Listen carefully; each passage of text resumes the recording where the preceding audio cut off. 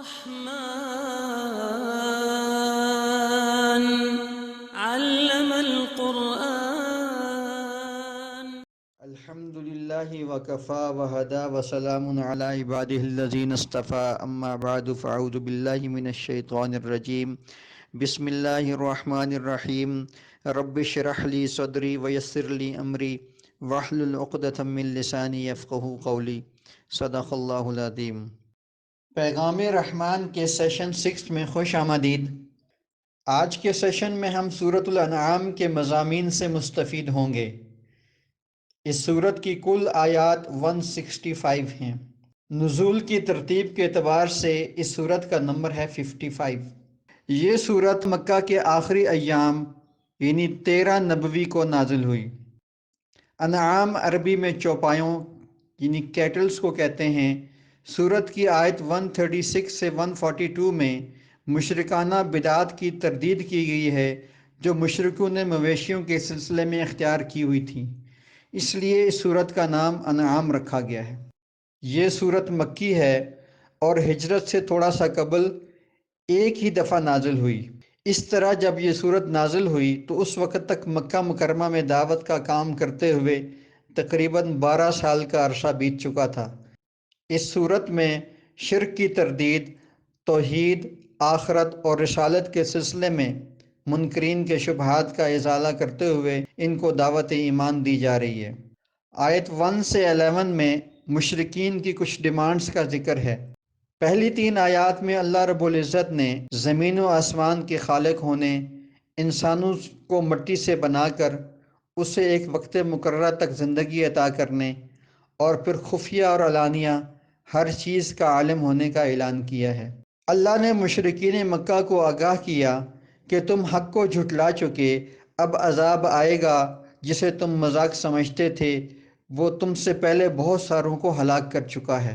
اور پھر اللہ پاک نبی پاک صلی اللہ علیہ وسلم کو تسلی دے رہے ہیں کہ مشرکین کی ڈیمانڈ کہ اگر پورا قرآن ایک ساتھ اتر جائے تو پھر مانیں گے، اللہ فرما رہے ہیں کہ یہ لوگ پھر بھی نہیں مانیں گے اور اسے جادو کہہ کے انکار کر دیں گے۔ اور اگر ان کی ڈیمانڈ کے مطابق اللہ فرشتوں کو رسول بنا کے بھیجے تو لازم سی بات ہے فرشتوں کو بھی انسان بنانا پڑے گا، تو ان کا انسان کو بھیجنے کا اعتراض وہیں کا وہیں رہ جائے گا۔ پھر اللہ فرماتے ہیں کہ پہلے بھی رسولوں کا مذاق اڑایا گیا اور ان کی قوم کو عذاب نے آ پکڑا، ذرا یہ لوگ گھوم پھر کر دیکھ تو لیں کہ پہلے والوں کو عذاب کیسے دیا جاتا تھا۔ آیت 12 سے 20 میں اللہ رب العزت فرما رہے ہیں کہ آسمان اور زمین کی ہر شے کا مالک میں ہوں، میں نے اپنے اوپر رحم کرنے کو فرض کر لیا ہے۔ اور پھر فرمایا کہ کہہ دو کہ وہی مجھے کھلاتا اور پلاتا ہے، اس کے علاوہ کسی اور کو میں دوست کیوں بناؤں؟ میں تو سب سے پہلے اسے مانتا ہوں۔ جو قیامت کے دن اس کے عذاب سے بچ گیا وہ کامیاب ہے۔ رسول اللہ صلی اللہ علیہ وسلم کو کوئی بھی تکلیف پہنچے تو اس کا دور کرنے والا بھی اللہ ہی ہے۔ رسول کے سچ ہونے کی بڑی گواہی اللہ نے دی ہے۔ اس قرآن کے ذریعے سے آپ لوگوں کو بتا دو کہ اللہ ہی معبود برحق ہے۔ اور پھر اللہ فرماتے ہیں کہ یہ اہل کتاب نشانیوں کے ذریعے سے نبی پاک صلی اللہ علیہ وسلم کو اپنے بیٹوں کی طرح پہچانتے ہیں لیکن پھر بھی ایمان نہیں لاتے۔ آیت 21 سے 30 میں اللہ فرما رہے ہیں کہ اللہ کا کوئی شریک ہو یہ کتنا بڑا بہتان ہے۔ جب قیامت کے دن ان سے اس کے متعلق پوچھا جائے گا تو یہ مکر جائیں گے اور کہیں گے واللہ ہم مشرک نہیں تھے، اور اپنی سب افترا بازیاں اور بہتان کرنا بھول جائیں گے۔ پھر اللہ فرماتے ہیں کہ سرداران قریش قرآن سنتے ہیں لیکن کہتے ہیں یہ تو محض پہلی قوموں کی داستانیں ہیں، اور پھر گمراہ ہوتے ہیں اور دوسروں کو بھی گمراہ کرتے ہیں۔ جب قیامت کے دن اللہ کے سامنے کھڑے کیے جائیں گے تو دنیا میں واپس آنے کی تمنا کریں گے۔ اللہ فرما رہے ہیں کہ اگر انہیں واپس کر بھی دیا جائے تو ویسے کے ویسے ہی رہیں گے، پھر بھی ایمان نہیں لائیں گے۔ وہ لوگ کہتے ہیں کہ اصل زندگی بس دنیا کی زندگی ہے اور اس کے بعد کوئی زندگی نہیں۔ کاش وہ اس دن کا تصور کریں جب قیامت کے دن اللہ کے سامنے کھڑے ہوں گے اور اللہ پوچھیں گے کیا یہ زندگی حق نہیں؟ تو وہ کہیں گے بالکل حق ہے، لیکن اس وقت کا مان لینا ان کو کوئی فائدہ نہیں دے گا اور سزا مل کے رہے گی۔ آیت 31 سے 41 میں کچھ فرمائشی معجزوں کی ڈیمانڈ کا ذکر ہے۔ اللہ فرماتے ہیں جو لوگ آخرت کو جھٹلاتے ہیں وہ ناکام ہوں گے، دنیا کی زندگی تو کھیل تماشا ہے۔ پھر آپ صلی اللہ علیہ وسلم کو اللہ فرما رہے ہیں کہ ان کی دکھ دینے والی باتوں سے آپ کو رنج ہوتا ہے، یہ آپ کو نہیں اللہ کو جھٹلاتے ہیں، اور آپ سے پہلے کئی انبیاء کو ان کی قومیں جھٹلا چکی ہیں۔ اگر آپ ان کے سامنے زمین میں ٹنل کھود کر یا آسمان میں لیڈر لگا کر نشانیاں بھی لے آئیں گے تو ان پر کوئی فرق نہیں پڑے گا۔ مشرکین مکہ نبی اکرم صلی اللہ علیہ وسلم سے مطالبہ کرتے تھے کہ اگر آپ اللہ کے سچے رسول ہیں تو ہماری فرمائش کے مطابق معجزہ دکھائیں۔ آپ صلی اللہ علیہ وسلم اللہ سے معجزے کی درخواست کرتے کہ شاید وہ ایمان لے آئیں، تو اللہ تعالیٰ نے سختی سے فرمایا کہ ایسا نہیں ہوگا۔ اس کی وجہ یہ ہے کہ جو قوم فرمائشی معجزے دیکھنے کے بعد بھی ایمان نہیں لاتی انہیں عذاب میں مبتلا کر دیا جاتا ہے۔ اس سے آپ صلی اللہ علیہ وسلم کو شدید اذیت ہوتی۔ دوسری طرف مشرکین آپ کا مذاق اڑاتے کہ معجزات کیوں نہیں دکھا رہے۔ اللہ تعالیٰ نے دلجوئی کے لیے فرمایا کہ کائنات میں جانوروں اور پرندوں کا منظم ہو کے رہنا بھی تو ایک معجزہ ہے، اس کو کیوں نہیں دیکھ لیتے؟ جو بہرے گونگے ہیں انہیں یہ نشانیاں کہاں نظر آئیں گی؟ پھر اللہ فرماتے ہیں ذرا انہیں بتائیں کہ جب کوئی بڑی مشکل پڑتی ہے تو اللہ کو پکارتے ہیں، اس لیے کہ ان کو پتہ ہے کہ ان کے یہ باطل معبود بڑی مشکلات میں ان کی مدد نہیں کر سکتے۔ تو اللہ فرما رہے ہیں کہ پھر انہیں چاہیے کہ اللہ کو مان لیں۔ آیت 42 سے 50 میں اللہ فرما رہے ہیں کہ پہلی امتوں میں جب کوئی رسول بھیجا جاتا تھا اور اس کی تکذیب ہوتی تھی تو اللہ ساتھ ہی کوئی آفت بھی بھیج دیتا تھا تاکہ وہ اس آفت کے ڈر سے خدا خوفی اور رقت میں مبتلا ہوں اور رسول کی اطاعت کی طرف متوجہ ہوں۔ لیکن بدقسمتی سے قوموں نے آفات سے سبق حاصل نہ کیا اور شیطان نے ان کے برے اعمال کو مزین کر دکھایا۔ پھر اللہ نے بڑے عذاب کے ذریعے قوموں کو صفحہ ہستی سے مٹا دیا۔ پھر اللہ فرماتے ہیں کہ اگر تمہاری سماعت اور بصارت چھین لی جائے اور تمہارے دلوں کو بند کر دیا جائے تو اللہ کے سوا کون ہے جو تمہیں لوٹا سکتا ہے؟ پھر اللہ فرماتے ہیں کہ ہم رسول بھیجتے ہیں، جو ان پر ایمان لایا وہ بے خوف ہو گیا اور جس نے جھٹلایا اسے عذاب پکڑے گا۔ اور پھر فرمایا کہو کہ میں دعویٰ نہیں کرتا کہ میرے اختیار میں اللہ کے خزانے ہیں یا میں غیب سے واقف ہوں، نہ ہی میں نے فرشتہ ہونے کا دعویٰ کیا ہے، پھر کیوں تم مجھ سے معجزات طلب کرتے ہو؟ میں اللہ کی دی ہوئی ہدایت کی پیروی کرتا ہوں۔ اللہ کی عطا کردہ ہدایت کی پیروی کرنے والا بینا اور روگردانی کرنے والا اندھا ہے، یہ دونوں برابر نہیں ہو سکتے۔ آیت 51 سے 55 کے اندر اللہ رب العزت فرماتے ہیں کہ آپ اس قرآن کے ذریعے سے آخرت پر ایمان لانے والوں کو ڈرا سکتے ہیں۔ پھر آپ صلی اللہ علیہ وسلم سے کہا جا رہا ہے کہ سرداران قریش کے اس مطالبے کو رد کر دیں کہ آپ اپنے پاس سے ان لوگوں کو دور کر دیں گے جو ہمارے غلام یا پیشہ کے اعتبار سے کمتر ہیں۔ انہیں اس بات کی حیرت تھی کہ اگر ایمان نعمت ہے تو ان جیسے غربا کو کیوں مل گئی؟ اے نبی آپ ان کو بتائیں کہ اللہ اپنی نعمتیں شکر گزار بندوں کو ہی دیا کرتا ہے، اور فرمایا کہ آپ ان فقراء کو اپنی قربت سے ہرگز محروم نہ کریں، ان کے لیے سلامتی کی دعائیں کریں اور ان کو بشارتیں دیں کہ اللہ بہت غفور الرحیم ہے۔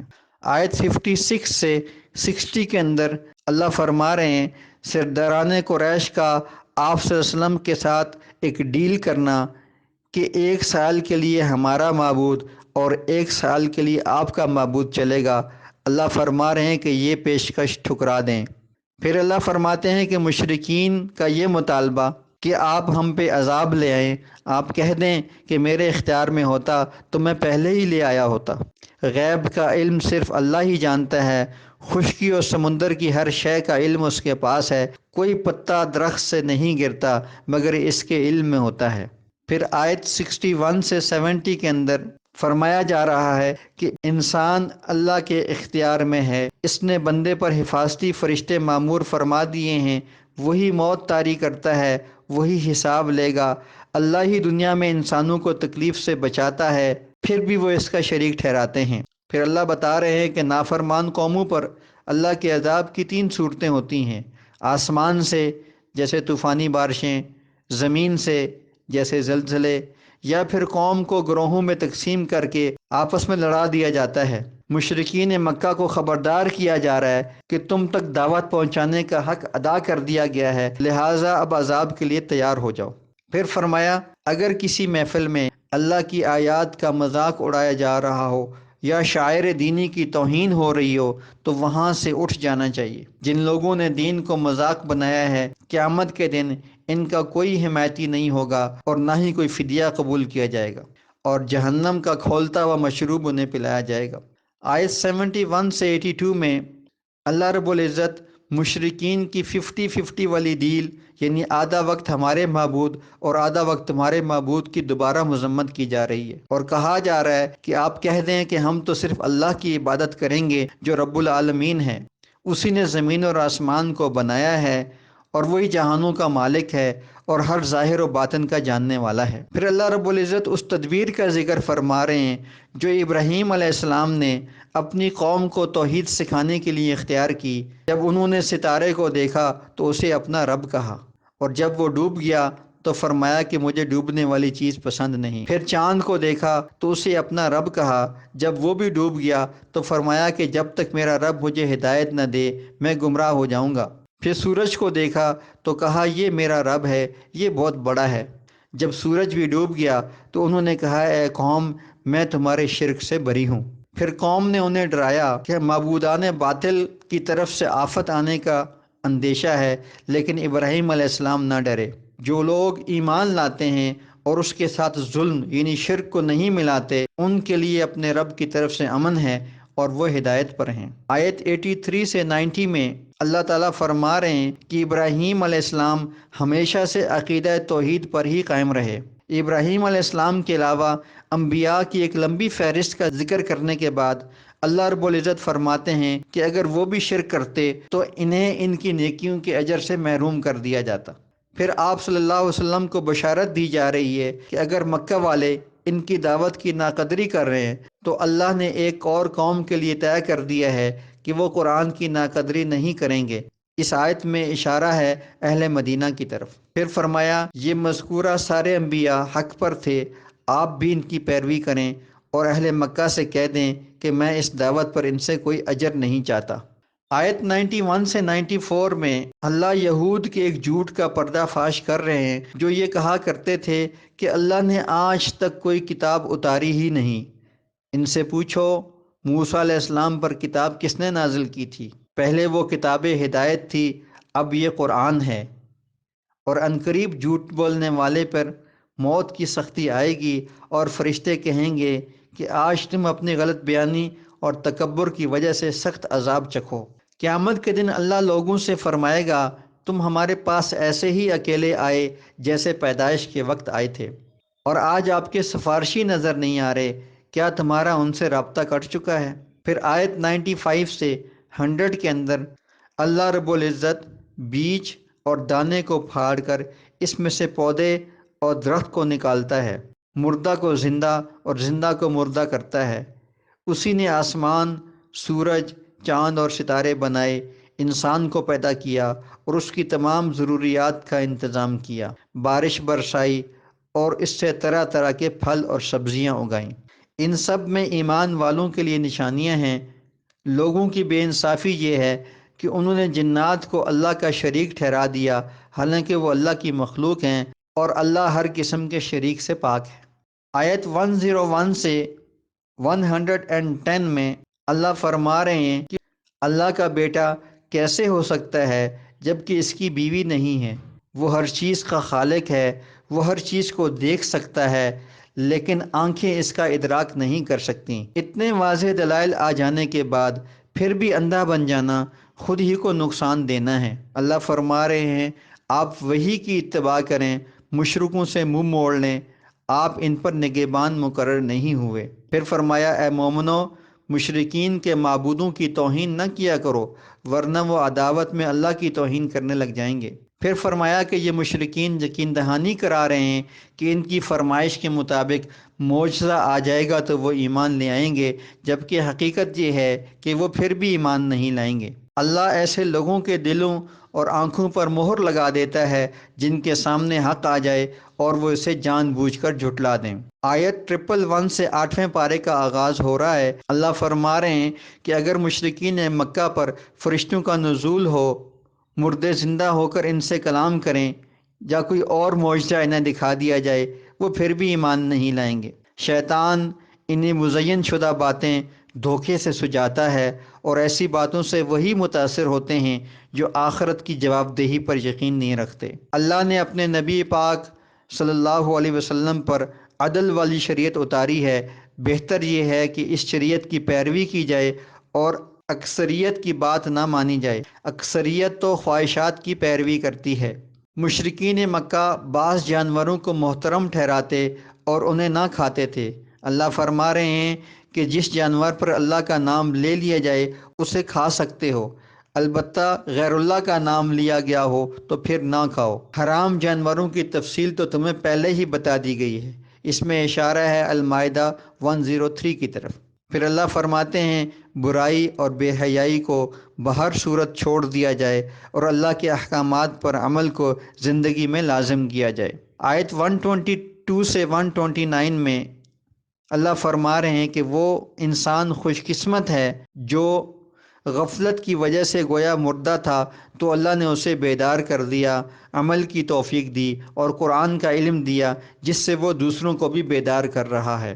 پھر اللہ فرماتے ہیں کہ ہر بستی میں حق کی پہلی مخالفت وہاں کے سردار کرتے ہیں، اس کی وجہ ان کا تکبر ہوتا ہے، اور جب اللہ کا حکم ان کے سامنے آتا ہے تو کہتے ہیں اس طرح کا حکم ان پر براہ راست کیوں نہیں آیا۔ وحی کا نزول اللہ کے چنے ہوئے بندوں پر ہوتا ہے اور مجرموں کو عنقریب بدترین سزا کا سامنا کرنا پڑے گا۔ پھر اللہ فرماتے ہیں کہ جسے اللہ ہدایت دینا چاہتا ہے اس کا سینہ اسلام کے لیے کھول دیتا ہے، اور جو شخص ہدایت سے محروم ہوتا ہے اسے بوجھ کی طرح محسوس ہوتا ہے۔ جو ان باتوں سے نصیحت پکڑتے ہیں ان کا پشت پناہ اللہ ہے، وہ انہیں سلامتی کے گھر کی خوشخبری دیتا ہے۔ پھر اللہ فرماتے ہیں کہ قیامت کے دن شیاطین جنات سے کہا جائے گا کہ تم نے کافی انسانوں کو گمراہ کر دیا تھا، تو ان شیاطین کے دوست جو انسانوں میں ہوں گے وہ کہیں گے کہ ہم نے ایک دوسرے سے فائدہ اٹھایا۔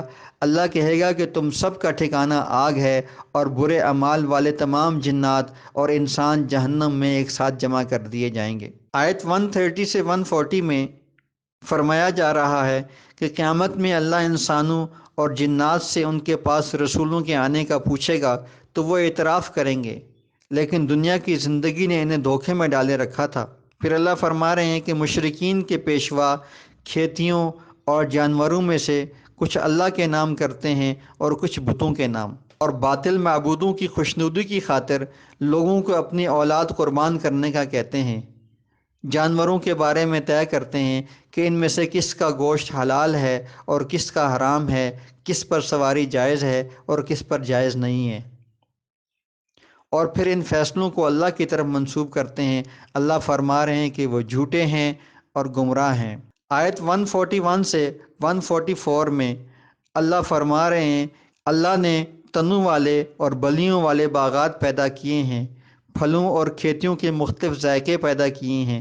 ان نعمتوں کو کھاؤ اور کھیتی کاٹنے والے دن اس کا حق یعنی عشر ادا کرو اور اسراف نہ کرو، اور اللہ کو اسراف کرنے والے پسند نہیں۔ اللہ نے حلال جانوروں میں بوجھ اٹھانے والے اور نہ اٹھانے والے دونوں پیدا کیے ہیں، ان میں سے کھاؤ اور اللہ کا شکر ادا کرو، اور بلا دلیل کسی چیز کو حرام نہ کہو، یہ شیطان کی پیروی ہے جو خود ساختہ باتیں اللہ کی طرف منسوب کر کے لوگوں کو گمراہ کرتے ہیں۔ آیت 145 سے 150 میں فرمایا جا رہا ہے کہ اللہ نے مردار، بہتا خون، خنزیر اور وہ جانور جسے اللہ کے سوا کسی اور کے نام پر نظر کیا گیا ہو حرام قرار دیا ہے، اور یہود پر ان کی شرارتوں کی وجہ سے ناخن والے جانور یعنی شتر مرغ، بطخ وغیرہ اور جانوروں کی چربی کے کچھ حصے حرام قرار دیے گئے تھے۔ مشرکین کا یہ کہنا کہ اگر اللہ چاہتا تو ہم شرک نہ کرتے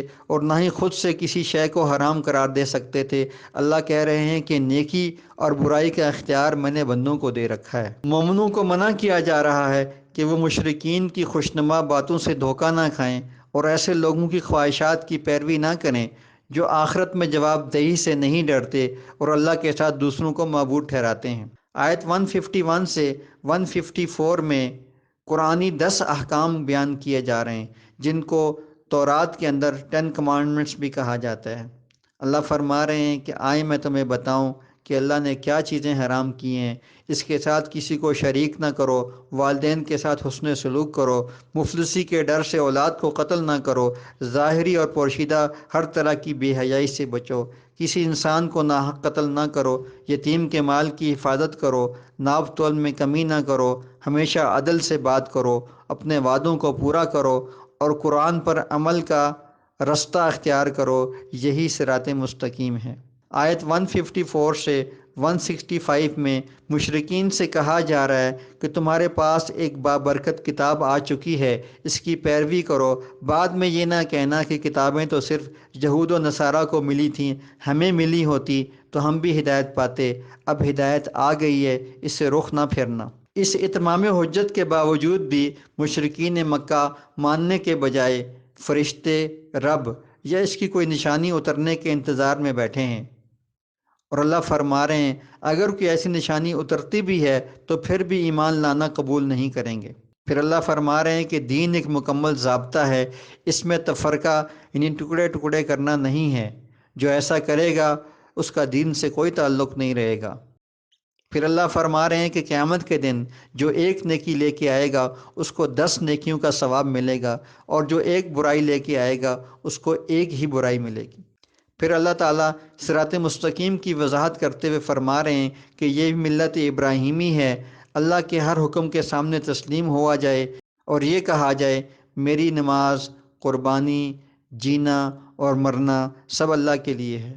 اور آخر میں اللہ فرما رہے ہیں کہ رب نے تمہیں زمین میں نیابت اور ایک دوسرے پر حاکمیت دے رکھی ہے تاکہ تمہیں آزمائے، تم نے اپنے رب کے پاس واپس جانا ہے اور وہ بہت جلد تم سے حساب لینے والا ہے۔ اے اللہ، قرآن کو ہمارے دلوں کی بہار، سینوں کا نور، دکھوں کا مداوا اور غم و تفکرات دور ہونے کا ذریعہ بنا دے۔ آمین۔